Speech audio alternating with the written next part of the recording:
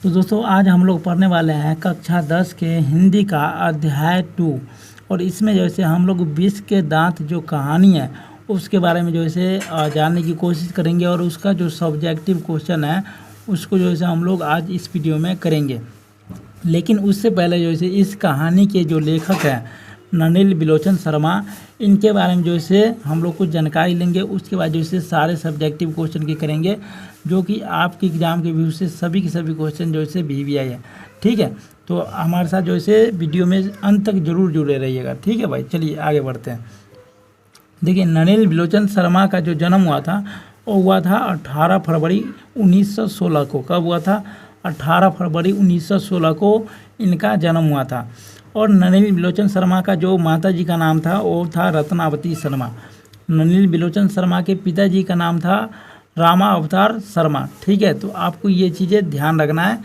और अब आगे देखते हैं कि नलिनी बिलोचन शर्मा का जो जन्म हुआ था वो कहाँ हुआ था। तो नलिनी बिलोचन शर्मा का जो जन्म हुआ था वो हुआ था पटना बिहार में। कहाँ हुआ था? तो पटना बिहार में। पटना के कहाँ हुआ था? बदरघाट में। बदरघाट में आपको ध्यान रखना है, क्योंकि ऑब्जेक्टिव में आपको ऐसे ही पूछे जाएंगे कि नलिनी बिलोचन शर्मा का जन्म कहाँ हुआ था, तो आपका ऑप्शन रहेगा उसमें बदरघाट पटना। तो आपको जैसे बदरघाट पटना को लगाना है आंसर। ठीक है भाई।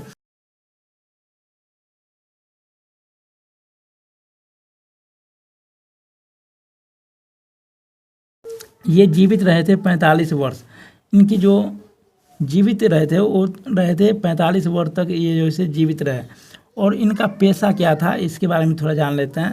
तो इनका जो पेशा था वो था एक जो इसे पेशे से एक लेखक थे और प्रोफेसर भी रहे। प्रोफेसर कहाँ के रहे? तो पटना के विश्वविद्यालय का। पटना के विश्वविद्यालय का जो इसे प्रोफेसर भी ये रहे। हिंदी के साहित्यकार थे। हिंदी के साहित्यकार भी थे। ठीक है, और एक आलोचक भी थे। तो आपको ध्यान रखना है ये सब सारी चीज़। ठीक है, तो आइए अब जो है सारे के सारे क्वेश्चन को जो है जानते हैं और क्वेश्चन के बारे में जो है जानने की कोशिश करते हैं। और क्वेश्चन को जो है हम इतना जैसे बेहतरीन तरीके से आपको बताएंगे कि आपको जैसे हर एक क्वेश्चन जो है आपको याद हो जाएगा।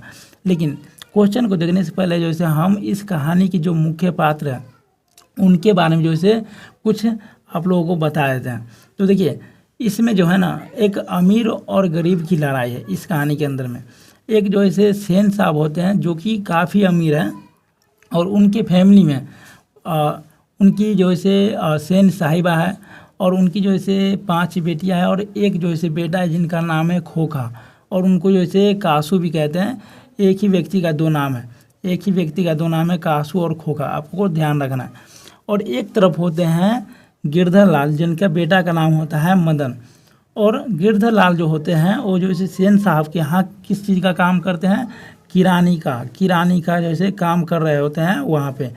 और जो मदन है वो जो है खोखा का जो है दांत तोड़ देता है। जो लट्टू का खेल खेलने जाता है खोखा यानी कि कासू, तो उनको जो है नहीं खेलने देता है और ज़बरदस्ती करता है तो उनका जो है दांत तोड़ देता है, जिसके कारण जो है गिरधर लाल को सेन साहब जो है नौकरी से बाहर कर देते हैं।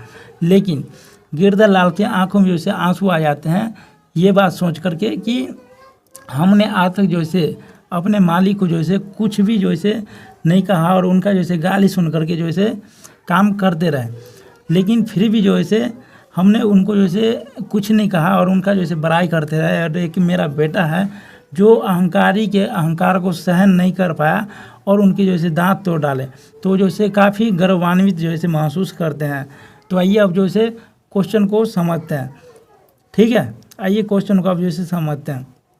क्वेश्चन में कह रहा है कि विष के दांत शीर्षक कहानी का नायक कौन है? तर्कपूर्ण उत्तर दें। विष के दांत जो कहानी है उसका जो है नायक कौन है, ये जो है इसमें पूछ रहा है। तो आइए इसका जो है आंसर को देखते हैं। देखिए, विष के दांत जो कहानी है ना उसमें जो नायक है वो है गिरधर लाल, जो कि गरीब है, उनका बेटा है। क्योंकि वो अहंकारी के अहंकार को जो सहन नहीं कर पाता है और उससे जो है लड़ पड़ता है। तो इसका आंसर आप लोग देखिएगा कि विष के दांत जो कहानी है उसमें मदन एक ऐसा पात्र है जो अहंकारी के अहंकार को क्या करता है? सहन नहीं करता है, बल्कि उसका स्वाभिमान जागृता है और वह खोखा जैसे बालकों से ठोकर देकर वर्षों से दबे अपने पिता की आंखें जो है खोल देता है। संपूर्ण कहानी में मदन एक क्रांतिकारी भूमिका है, अतः यह जो है मदन ही जो है इसका नायक है। वो जो है ना अपने पिताजी का जो है आँख खोल देता है खोखा जैसे बालों को जो है ठोकर मार करके, यानी कि जो रईस बाप का बेटा है खोखा कासू, जो सेन साहब का बेटा है, जिनके यहाँ जैसे उनके पिताजी काम करता है, उनको जैसे उनके बेटा को जो है पीट करके मदन जो है अपने पिताजी का जो है क्या कर देता है, आंखें जो है खोल देता है। उनके पिताजी जो है बड़े भावुक हो जाते हैं कि हम जो है इनके यहाँ जो है गाली सुन सुन करके काम करते रहे और हम जो है इन्हीं का जो है गुण गाते रहे, लेकिन हमारा बेटा जो है अहंकारी के अहंकार को जो है बर्दाश्त नहीं किया और उनसे जो है लड़ पड़ा। तो देखिए अब जो है क्वेश्चन नंबर 2 की तरफ चलते हैं। देखिए क्वेश्चन नंबर 2 कह रहा है कि खोखा किन मामलों में अपवाद था। खोखा जो है वो किन मामलों में जो है अपवाद था ये पूछ रहा है। तो देखिए खोखा जो था वो सेन साहब का पुत्र था और सेन साहब के पास जो है 5 पुत्री थी और पुत्रियों के लिए जो है अलग नियम थे और अपने बेटा खोखा के लिए जो है अलग नियम बनाया हुआ था। घर के कोई भी नियम जो है खोखा के ऊपर यानी कि कासू के ऊपर जो है लागू नहीं होता था, जिससे कि खोखा जो है उस घर के नियमों का क्या था, अपवाद था। तो इसका उत्तर जो है आप लोग देखिएगा, सेन साहब एक अमीर आदमी थे। सेन साहब क्या थे, एक अमीर आदमी थे और खोखा उनके बुढ़ापे के आँखों का तारा था। खोखा उनके बुढ़ापों का आँखों का तारा नहीं, बुढ़ापा जैसे उनके आँखों का तारा था और बुढ़ापे का जो है सहारा था। उनके आँखों का तारा था और बुढ़ापे का क्या था, सहारा था, सहारा था। ठीक है, बुढ़ापे का सहारा था और उनके आँखों का तारा था, आपको ध्यान रखना। इसलिए मिसेज सेन ने, जो सेन साहब की पत्नी थी, उसे जो है काफ़ी छूट दे रखी थी। उनको जो है ना हर चीज़ में उसे काफ़ी ज़्यादा ही छूट दे रखा था। आपको ये सभी चीज़ें जो है ध्यान रखना। तो खोखा जीवन के नियमों का जैसे अपवाद था, मतलब खोखा जो था ना जीवन के नियमों का अपवाद था, घर का नियमों का अपवाद था। ठीक है, और इसलिए यह स्वाभाविक था कि वह घर के नियमों का भी अपवाद था। भाई घर के नियमों का भी अपवाद था, उनके ऊपर जो है कोई नियम लगता ही नहीं था और वो जो है पूरा जो है घर में मनमाना करता था, क्योंकि उनके ऊपर जो है कोई नियम नहीं लागू होता था। जितने सारे नियम थे वो सभी जो है बेटियों पे लागू होता था और इनके ऊपर जो है लागू नहीं होता था। बेटियों के लिए जो है पढ़ने की अलग शिक्षा थी और इनके लिए जो है अलग शिक्षा थी। और ये जो है उस घर में जो चाहते वो जो है कर सकते थे। इनको जो है कुछ भी कर देते, कुछ भी तोड़ देते, इनको जो है नहीं बोला जाता था, लेकिन बेटियों को जो है दबा दिया जाता था। ठीक है, तो आप लोग जो है समझ गए होंगे। अब क्वेश्चन नंबर 3 को देखते हैं। क्वेश्चन नंबर 3 कह रहा है कि 20 के दांत शीर्षक की सार्क कथा जो है स्पष्ट कीजिए। ठीक है, तो इसका जो है सार्क कथा जो है स्पष्ट करने के लिए जो है कह रहा है। ये क्वेश्चन नंबर 3 का आंसर को देखते हैं। देखिए 20 के दांत जो है ना महल और झोपड़ी की लड़ाई है। 20 के दांत महल और झोपड़ी की लड़ाई की कहानी है। ठीक है, और मदन द्वारा पीटे जाने पर खोखा के जो दांत टूट जाते हैं वे अमीरों की प्रदर्शन प्रियता और गरीब पर उन्हें अत्याचार के विरुद्ध एक चेतावनी है। मदन जो उनके खोखा का जो दांत तोड़ देता है वो जो है क्या है, तो एक अत्याचार के विरुद्ध जो है एक चेतावनी है। ठीक है, सशक्त विरोध है यही कि इस कहानी का लक्ष्य है।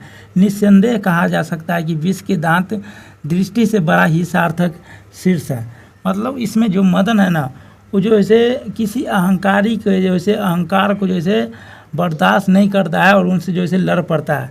ठीक है, तो चलिए अब नीचे देखते हैं।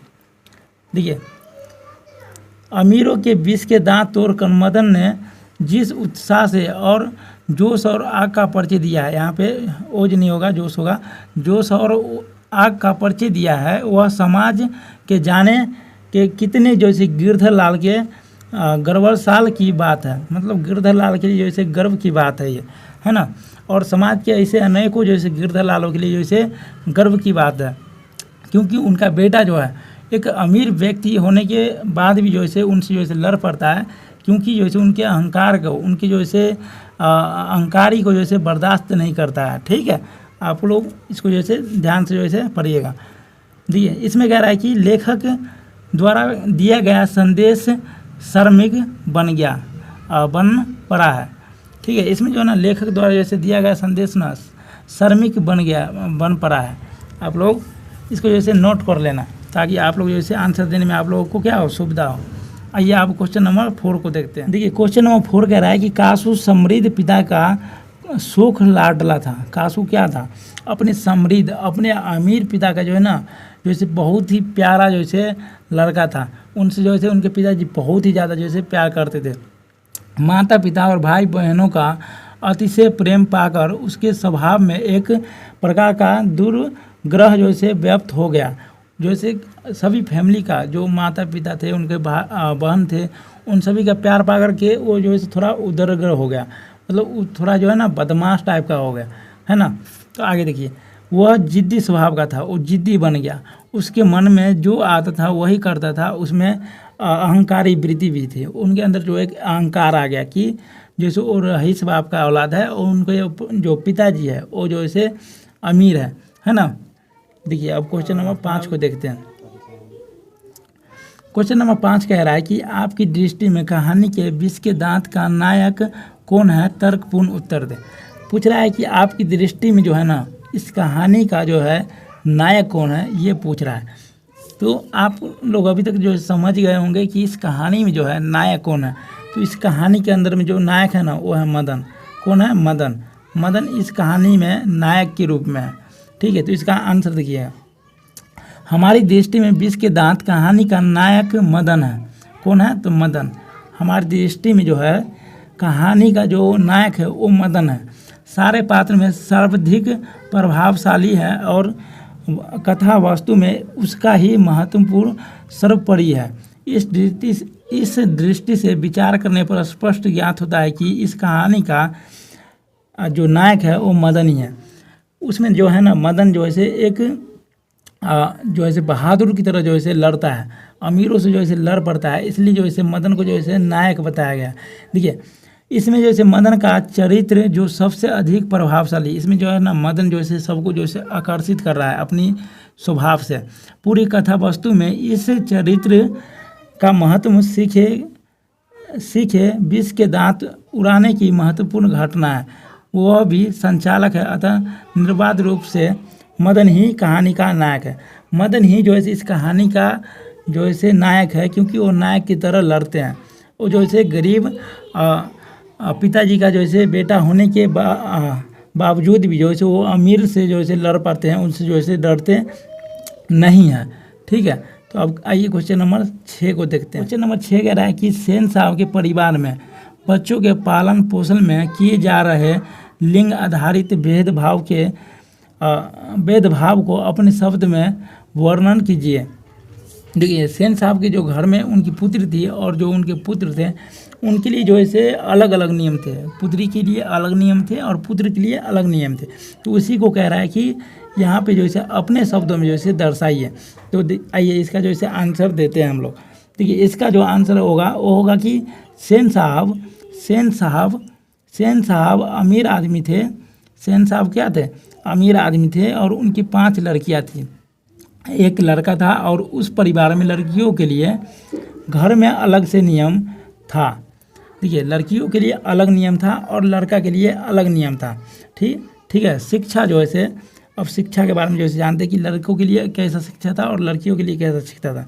देखिए लड़कों के लिए अलग शिक्षा का नियम, लड़का के लिए जो है ना जो खोखा था, जो कासू था, उनके लिए अलग शिक्षा का नियम था। और जो उनकी लड़कियां थी उनके लिए जो है अलग शिक्षा का नियम था।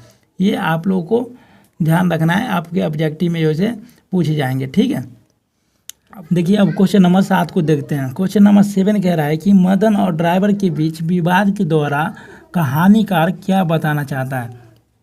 मदन और ड्राइवर के बीच में जो विवाद हुआ था उसके द्वारा जो है कहानीकार क्या बताना चाहता है।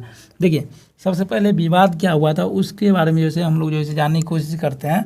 देखिए मदन जो है ना एक दिन अपने पिता के साथ जो है सेन साहब के यहाँ जाता है। सेन साहब के यहाँ जैसे उनके पिताजी काम कर रहे होते हैं, तो मदन जो है उनके साथ जो है घूमने के लिए जाता है। और मदन जो है घूमते घूमते सेन साहब के गाड़ी के पास चला जाता है और सेन साहब की गाड़ी को जो है ना क्या करते हैं छूने की जो है कोशिश करता है। तो वहाँ पे जो ड्राइवर खड़ा था वो जो है देख लेता है और मदन को जो है पकड़ करके और घसीटता है, जिससे कि उनके जो है ठेहुना फूट जाता है और उनको जो है ठेहुना से जो है ब्लड निकलने लगता है, जिससे जो है मदन जो है उछल उछल करके उनका जो है कलर पकड़ने की कोशिश करता रहता है ना। तो ये जो है विवाद था मदन और ड्राइवर के बीच में। तो अब आइए इनका जो है उत्तर को जो है समझ। देखिए उत्तर में है कि मदन द्वारा ड्राइवर के बीच विवाद के द्वारा कहानीकार बताना चाहता है कि अपने ऊपर किए गए अत्याचार का विरोध करना पाप नहीं है। अपने ऊपर जो है अत्याचार हो रहा है ना, उसका विरोध करना कोई पाप नहीं है, ये जो है कहानीकार कह रहे हैं। आगे देखिए, सेन साहब की नई चमकती गाड़ी को केवल छू देने भर से तथा कथित अपराध के लिए मदन को जो है शोफर द्वारा घसीटा जाता है। मदन को जो है कौन घसीटता है, तो शोफर घसीटता है। शोफर कौन था, तो सेन साहब का जो है ड्राइवर था। ठीक है, सेन साहब का ड्राइवर था। यह गरीब बालक पर अत्याचार मदन द्वारा जो है उसका मुकाबला करना अत्याचारियों पर विजय प्राप्त करने का प्रयास है। देखिए मदन द्वारा जो है ना उसका मुकाबला करना जो है अत्याचारियों पर जो है विजय प्राप्त करने का जो है प्रयास है, और विजय प्राप्त कर भी लेते हैं मदन, है ना। इस जो है कहानी में जो है मदन इस तरीके से जो है लड़ते हैं कि उनको जो है कोई मतलब ही नहीं है कि कौन गरीब है, कोई जो है कौन अमीर है। उस तरीके से लड़ते हैं, उस तरीके से जो है लड़ते हैं, इसलिए जो है उनको जो है इस कहानी में जो है नायक कहा गया। ठीक है भाई, अभी 7 क्वेश्चन हमने करवा दिया है, और आप लोगों को जो है ये सभी क्वेश्चन जो है याद कर लेना है, क्योंकि सभी क्वेश्चन क्या है, बहुत ही इंपॉर्टेंट है, आपकी एग्जाम में जो है बार बार पूछे जाते हैं।